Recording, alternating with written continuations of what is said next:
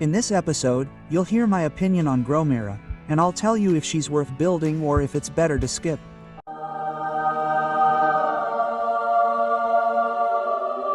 Hello, Angel here. Welcome to the channel. As in the introduction, today's spotlight is on Gromara. I know Gromara's been around for a while, but I've been waiting for more reports. I've been waiting to see how this situation develops. And let me tell you, not much has changed, but more on that later. First, let's get to know Gromara and her abilities.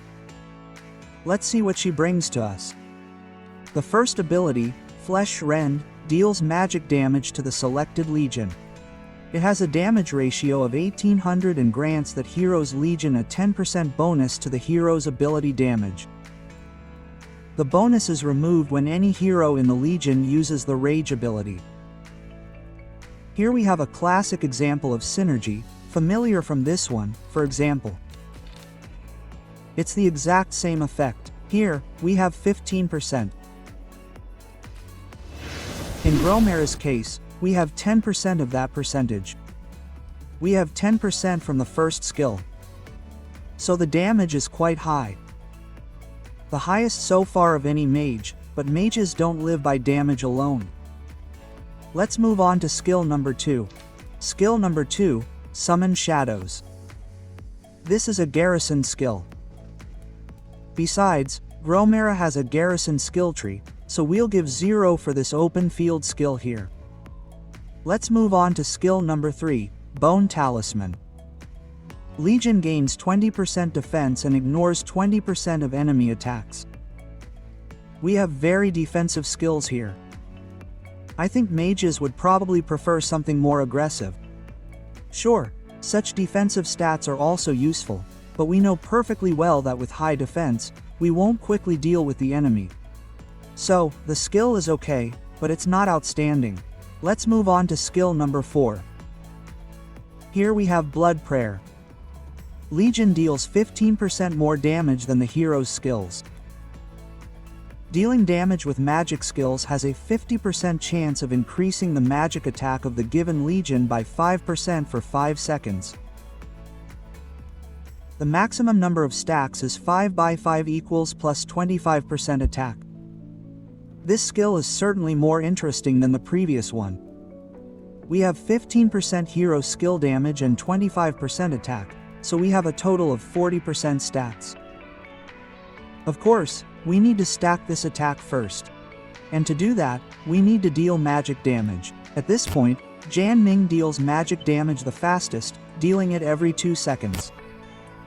So, with Junming, to stack this skill, you'll need to spend about 1 stack every 4 seconds. 4 by 5 would be 20 seconds. 20 seconds in combat. It depends on the fight, yes. Sometimes it's easy to achieve, sometimes it's really difficult when we're dancing with our opponent, so an infantry dobia will definitely be useful, but for hitting mages, when they're running out of range, we might have trouble maxing out this ability. Now let's move on to Awakening. Awakening increases our damage factor from 1800 to 2000, and it's a very cool effect. Now, instead of 10% synergy, we'll have a 25% bonus to skill damage. So Awakening is really cool and interesting, but to awaken a legendary hero, we need 690 tokens, so it's worth considering at this point whether we want to awaken it. Honestly, if we didn't want to awaken it, sure, it would be okay, but it wouldn't be great. However, if we wanted to leave it at even 515, we have a very interesting counterpart to Gromara. This hopper is truly excellent in this regard. It works really well with Junming because when we deal magic damage from a champion, we can gain up to 25% attack and 25% defense for 3 seconds. Junming deals damage every 2 seconds, so this bonus is practically constant. The third skill in the deck is very similar, almost identical to Gromara's third skill. Here, we have 20% attack reduction and 20% defense. This skill, however, guarantees 20% attack reduction. We also have a 20% increase in damage from champion abilities, so something brilliant for Junming. And here we face a very important dilemma. Is Gromara worth building, or is it better to skip it? I have a very interesting opinion on this matter. In my opinion, for Gromara to be worthwhile, you need to awaken her, because building her 51 to 55 is really difficult. Very often, our tokens will end up in the second skill, and it's really not easy to make a hero with skills that look like 515.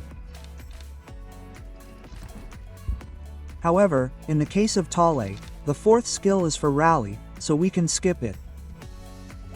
And making a 5551 hero is really very easy.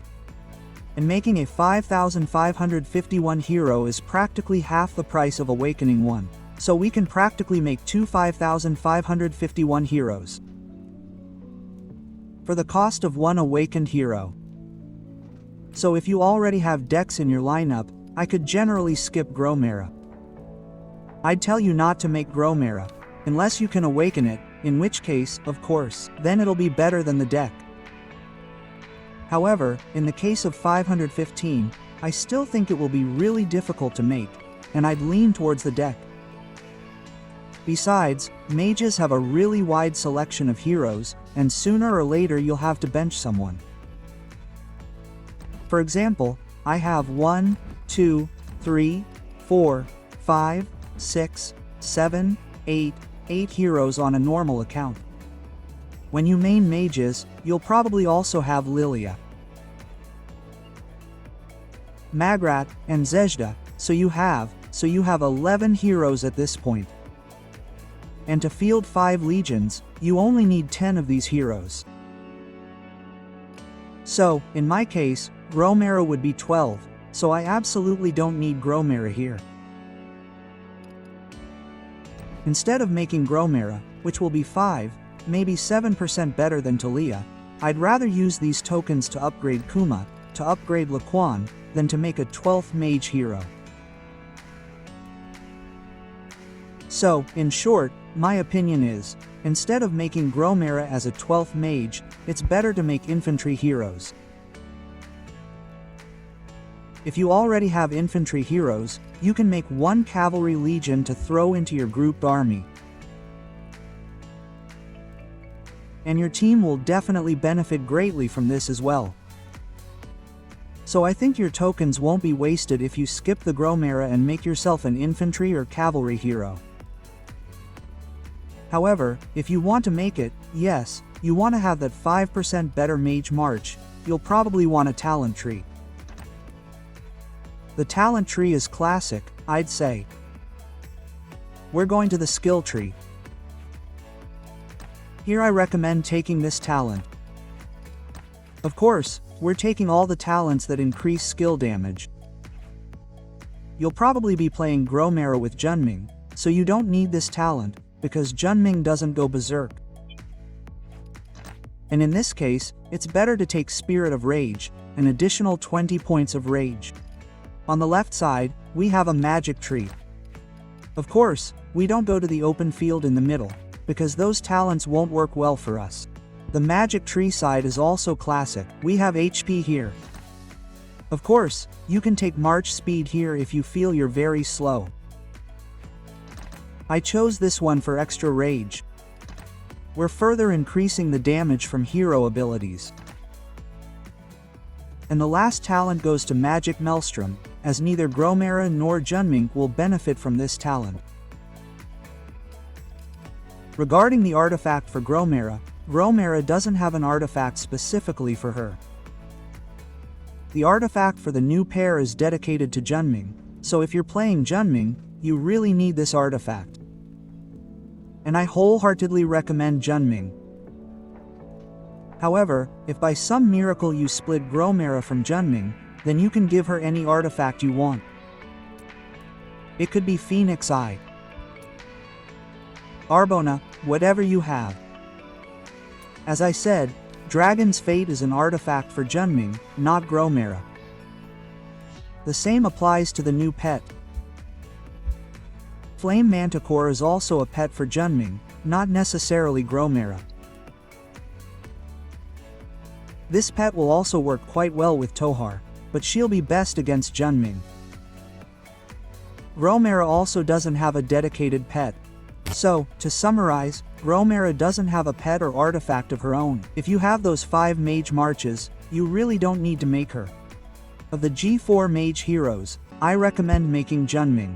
As for Gromara, well, you've already heard my opinion. In this episode, I'll be saying goodbye to you. You know what to do. Hang in there. Hello.